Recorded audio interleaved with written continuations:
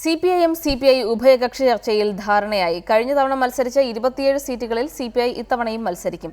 അധിക സീറ്റെന്ന CPI ആവശ്യം CPIM അംഗീകരിച്ചില്ല. INL-ന് 3 സീറ്റ് നൽകാൻ രാവിലെ നടന്ന ചർച്ചയിൽ ധാരണയായിരുന്നു. അധിക സീറ്റെന്ന ആവശ്യത്തിൽ ഉഭയകക്ഷി ചർച്ചയിൽ CPI ഉറച്ചുനിന്നെങ്കിലും CPIM വഴങ്ങിയില്ല. ഇരുവിപുരം വേണമെന്നായിരുന്നു CPIയുടെ ആവശ്യം. ഒടുവിൽ 27 സീറ്റിൽ തന്നെ CPI മത്സരിക്കാൻ തീരുമാനമായി. കഴിഞ്ഞ തവണ മത്സരിച്ച സീറ്റുകളിൽ മാറ്റമില്ല. അധിക സീറ്റെന്ന ആവശ്യം മറ്റ് കക്ഷികളുമായുള്ള ഉഭയകക്ഷി ചർച്ചയ്ക്ക് ശേഷം തീരുമാനിക്കുമെന്ന് CPI സംസ്ഥാന സെക്രട്ടറി കാനം രാജേന്ദ്രൻ പറഞ്ഞു.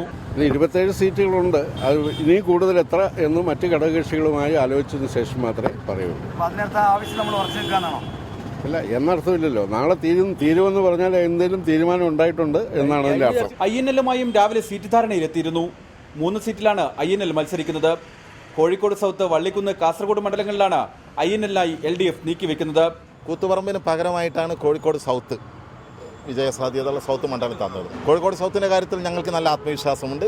മുന്നണി വികസിപ്പിക്കണമെന്ന കാര്യം ഇപ്പോൾ തീരുമാനിക്കപ്പെട്ടൊരു കാര്യമാണ്. അതിൽ തീർച്ചയായിട്ടും ഇന്ത്യൻ നാഷണൽ ലീഗിന് പ്രഥമ പരിഗണന ഉണ്ടാകുമെന്നുള്ള കാര്യം ഞങ്ങൾക്ക് കൃത്യമായ ഉറപ്പ് ലഭിക്കുകയും ചെയ്തിട്ടുണ്ട്. കഴിഞ്ഞ ദിവസം NCP-യുമായും സീറ്റ് വിഭജനം പൂർത്തിയാക്കി.